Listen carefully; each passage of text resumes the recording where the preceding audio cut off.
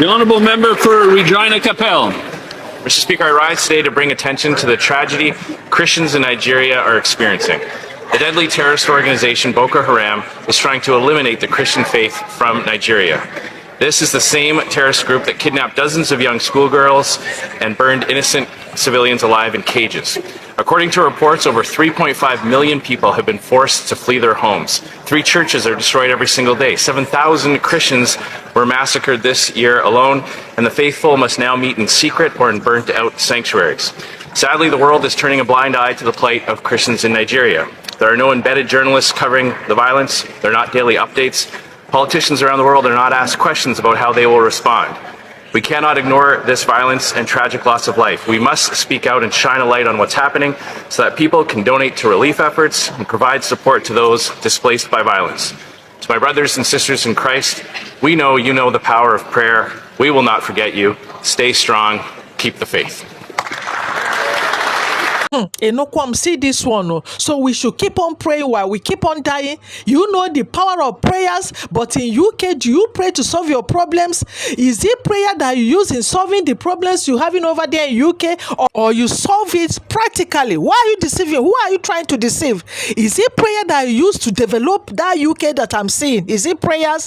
When your ancestors came to colonize our ancestors, is it prayers that they use? Did you stay there and pray and you colonize our ancestors? Did you not travel 1,000 miles away and came to Africa and colonize us by force, by fire, even kill our ancestors to accept the colonization? Please stop. We all know your tricks, okay? This is all that you have to say. We should keep on praying while we keep on dying, while you are over there enjoying yourselves and enjoying our wealth and our resources, enjoying everything that we have in Africa. You are over there telling us to keep on praying. Not even that we should stand up and defend ourselves to stop dying, but we should fold our hand and just be praying. Abba, please, my viewers, I didn't say that prayer is bad. No. Prayer is very good, but you back it up with action. Yes, you have to back your prayer with action. Have we not been praying and we are dying and the killers are mocking us and our God? That where is your God? Because we are not using our brain. We need to put action. As we pray, we add action to it in order to stop our mockers from mocking us and our God. How can you fold your hand and be praying? Let me ask. When you want to write an examination, you pray that, God, please, I want to pass my examination. Are you going to fold your hand? You will not read your books, and during the examination day, God will just come and give you a spoil, write everything for you. Is that how things works? Is that how things works? I ask. As you pray, you must read your book, and that book you're reading is the action. Pray from 1 year to 1 year, years to years, without reading your book. You cannot pass. This is how things are. This is how God created the world. Put action in whatever you're doing for it to work. Otherwise, you're only building castles on the air and you keep on dying. And of course, your killers will keep on mocking you and your God. Please, let's listen to Kemi Badenoch and hear what she has to tell us here too. To the UK who do things that would not be acceptable in their countries. It's virtually impossible, for example, to get Nigerian citizenship. I had that citizenship by virtue of my parents. I can't give it to my children because I'm a woman. Yet loads of Nigerians come to the UK, stay for a relatively brief period of time, acquire British citizenship. We need to stop being naive, and that's why under my leadership we now have policies to make it a lot harder to just get British citizenship. From her, did you hear what she said? She's a Nigerian, or either she naturalized or she was born there. But look at what she's saying, that they are going to make getting UK citizenship very, very hard. And of course, you know who they are referring to. Nigerians, of course, because they know that Nigeria, the economy, everything is what? Is zero. Your own fellow Nigerian, look at what she's saying. And now, as you're looking on the street, they have even restricted their people from traveling to some places in Nigeria. You can see, they mention Southeast, told their people to be careful of traveling to Southeast because of the separatist movement, the movement that are fighting to exit Nigeria. And again, they went further and mentioned South, that they should be careful that those people are what? Kidnappers. They kidnap you, you pay ransom. They even mention, some state in the Southwest. They even specify Yoruba, Lagos. According to them, that Lagos is full of mugging, armed robbery, and car snatching, that their people need need to be very careful. Did you? They also went further and mentioned the northwest, yes, that those are where you see Boko Haram, ISWAP, ISIS, that their people should be very careful. Otherwise, once they get there, they get by. Did you see that? With all this, and the irony of all this they are saying is that the same people telling you, stay together, your diversity is your strength, are the same people that are warning their own people not to come to Nigeria, that Nigeria is a danger, Nigeria is a hell to humanity. These are people that are forcing you to stay together. What an irony.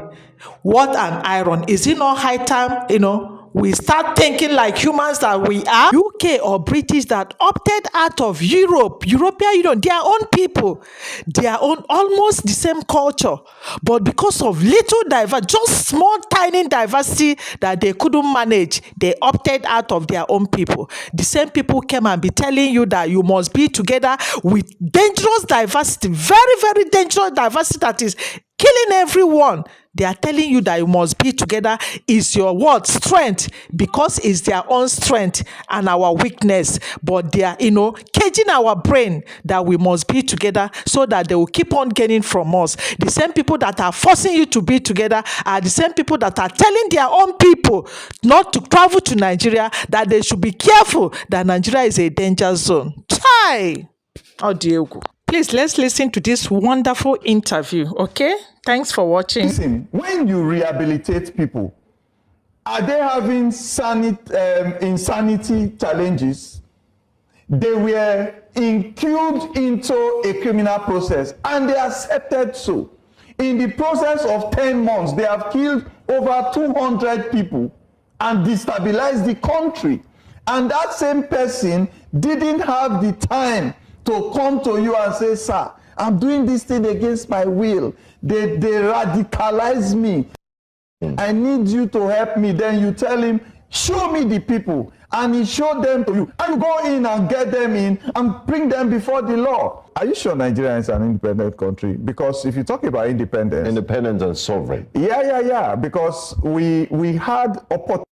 United Kingdom Foreign, Commonwealth and Development Office has advised against travel to multiple Nigerian states because of increase in kidnapping, violent crime and intercommunal violence noted in these places. This comes barely less than a week since the U.S. administration designated Nigeria as a country of particular concern under the International Religious Freedom Act.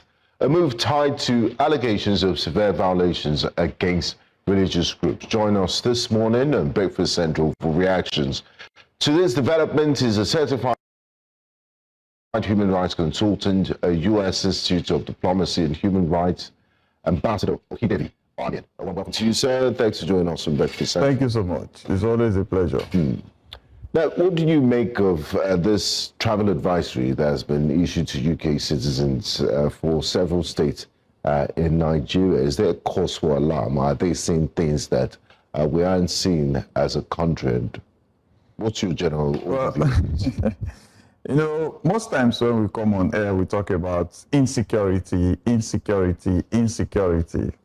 At the end of the narratives, we ask ourselves, what are the security advantages? Which looks like solutions. And that part is not hyped.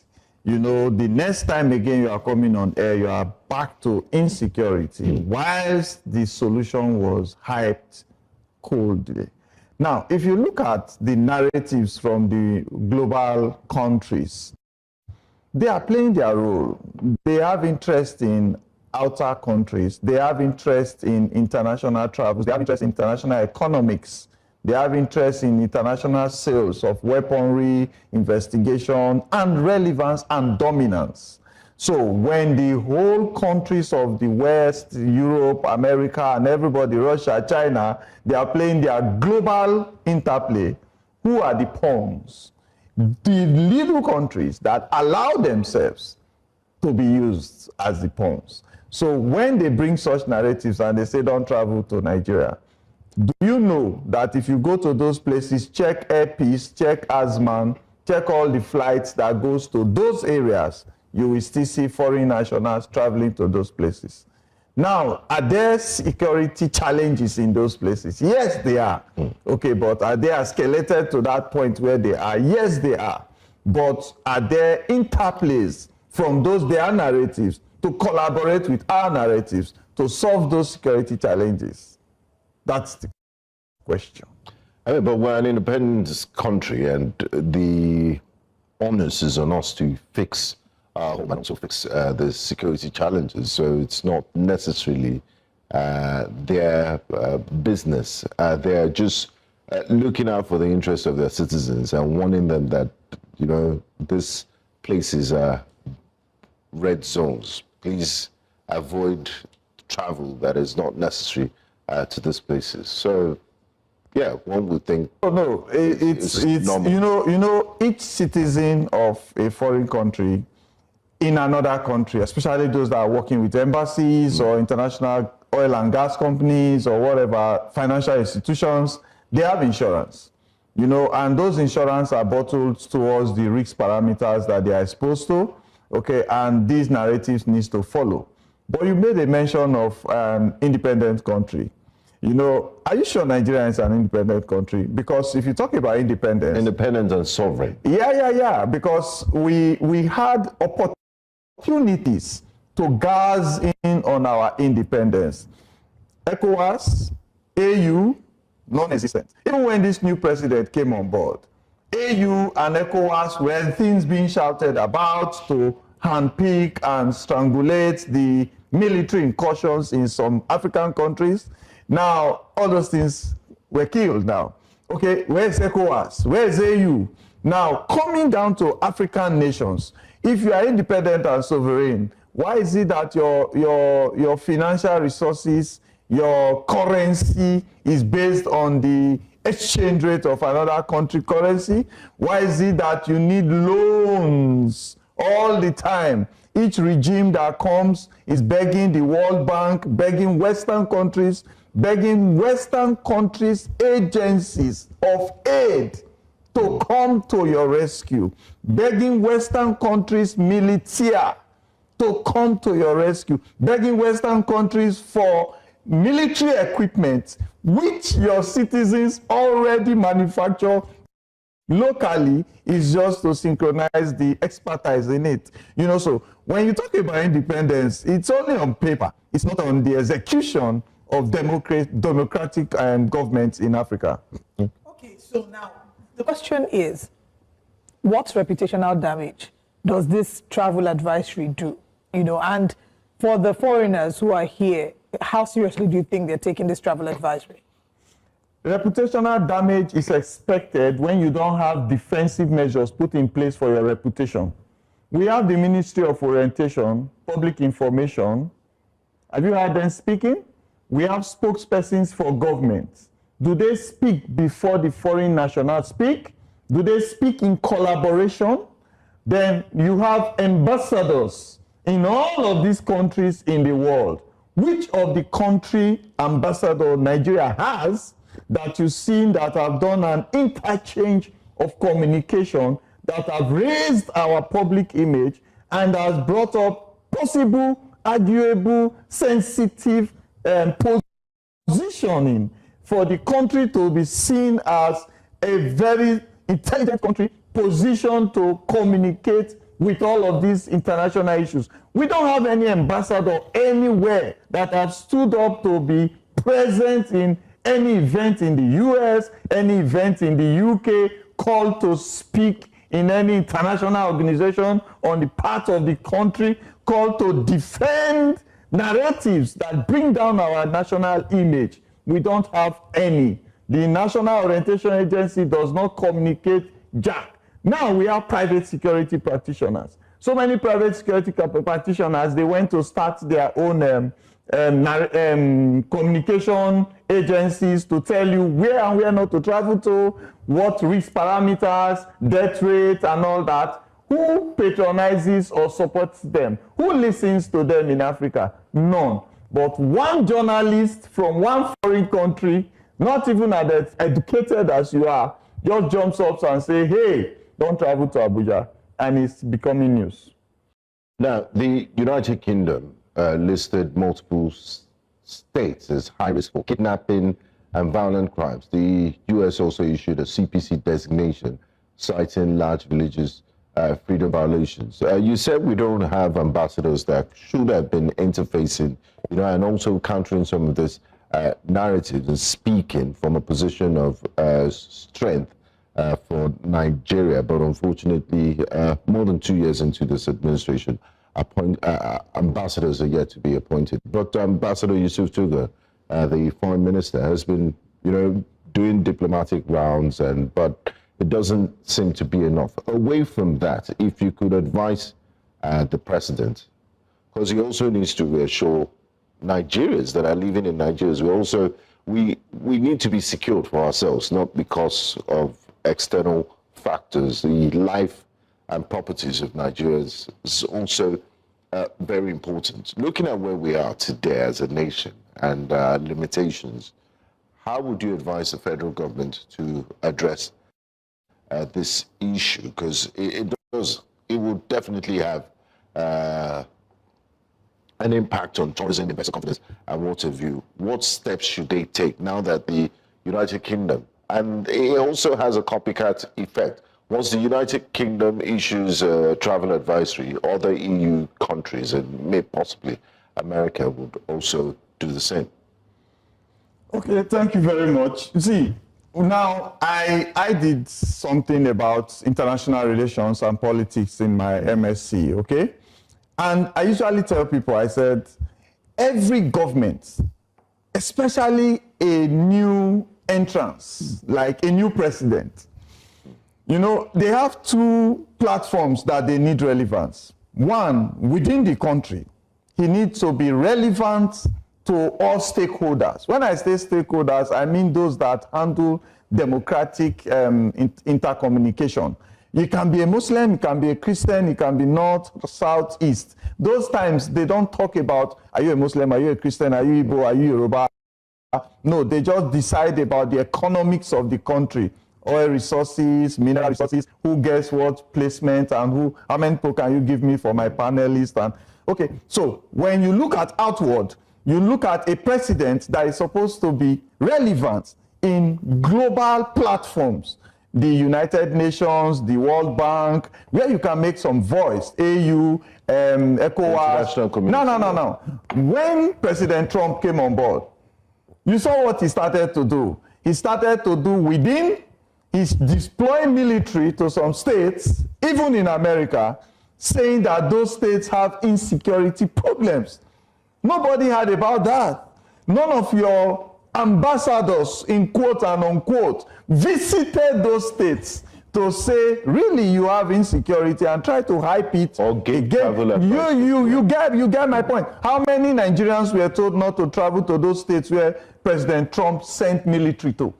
Military, U.S. military. National Guard. Yeah. Now, look at our opportunity that we lost when the president came on board. AU and ECOWAS, what happened to them? So if you have strengthened our own African global platforms, where all presidents can come together, put their might together, and begin to challenge certain narratives that downplay our relevance, then you already have the international platforms that are active. Now, we were made the president of ECOWAS, Nigeria. What happened next? It all went down, and no results possible. We threatened to invade those African countries. We threatened them of invasion, and we didn't even achieve that. Distractions left, right, and center, and there are no constitutional, institutional strengthening. Every of our institutions have lost their relevance because there is the influence of negative influence of political activities. And the political activities itself always pushes the downline of religion, tribe, and all of those things that Nigerians begin to hit their heads together while certain persons sit down and decide who gets what. All right. So now looking at what is on ground, there's a travel advisory, there's a reputation. How would you say we should find that balance between reporting what is true, and being able to say that you don't want to heighten or eating up, exactly, or cause alarm. Because while you say on the one hand that when we come on air, we are always discussing insecurity, but is there an insecurity challenge? Yes, there is. So how do we find that fine balance between reporting what's actually the truth, discussing what the truth is, and also not causing some form of panic that may be interpreted as giving us a bad reputation? You see, one thing that we need is institutional strength. Now, you need a policing system that can detect immediately when certain activities are going against the security architecture or structure of any community, gathering of people, activities, nocturnal activities, incident reporting, citizenry trust. Now, one of my staff said she entered one chance in Lagos and they took this and took that from her. I asked her a simple question. Did you report it to the police? The answer was no. And I had to insist that it's reported. The policing system must generate all of those triangles and begin to attack it. Now, when the police finally get hold of the criminal, they communicate that criminal into the criminal justice system. One, he's called a suspect. He's taken before a judiciary. The judicial process must make him a criminal by using the evidence against him to sentence him through a criminal process. And those sentences begin to put labels on Nigerian citizens who have gone through criminal justice system, criminal processes. Don't create windows like plea bargain for people that take away resources. Non-kinetic measures to deal with insecurity. I don't like grammars. Kinetic, non-kinetic, all your generals have been saying it, all the CDS have been saying it, all the national security advisors have been saying it. Amnesty and, I mean, let me tell you something, sir. As long as it doesn't non-kinetic is when you don't, yes. So where is there no direct shooting? Direct shooting when is... you rehabilitate them. What do you rehabilitate? Okay, look, listen. When you rehabilitate people, are they having insanity challenges? They were included into a criminal process and they accepted so. In the process of 10 months, they have killed over 200 people and destabilized the country. And that same person didn't have the time to come to you and say, sir, I'm doing this thing against my will. They radicalize me. I need you to help me. Then you tell him, show me the people. And he showed them to you. And you go in and get them in and bring them before the law. What is stopping the activities of our criminal justice system? What is stopping us from sentencing criminals? What is stopping us from addressing a crime as it is? Murder is murder, rape is rape, arson is arson, abduction is abduction. Nobody should ask you, are you Musa, are you Emeka, or are you Yetunde? You are a criminal. These are the evidence before us. This is the penalty for your crime. That is the solution. If you begin to go into the narrative of let's try kinetic, non-kinetic, and those people say they are oppressed in the Niger Delta, so they kidnap some white people. It's kidnapping. In the north, those people said that they were forced into this and they killed some villagers, they burned some farms, they killed the farmers. It's murder. And arson. You go for the crime. When you begin to bring in narratives, then you are allowing political interest to divert your attention from delivering governance to the people that voted into power. And it's almost a reward for bad behavior also. Yeah, so. Yeah, and some people can interpret it as, first of all, is it truly justice if the people who have had the short end of the stick do not get justice? Imagine somebody being a part of a community, having lost family members due to the hand of a terrorist. This terrorist is arrested, and then they say they're de-radicalizing the person, reintegrating the person back into the society. So just in some measure, the victims are still dealing with the grief, and sometimes. What really, again, is justice? I always ask that on the show. What is justice if it doesn't if it doesn't consider the offender, the offended, and then the state. Thank you so much for joining us this morning. No, so that's why I was even telling you, a good government, as my closing remark, when you come on power, I'm praying for it, and I'm sure it will happen someday. Just help us and go back 5 years. Don't go too far.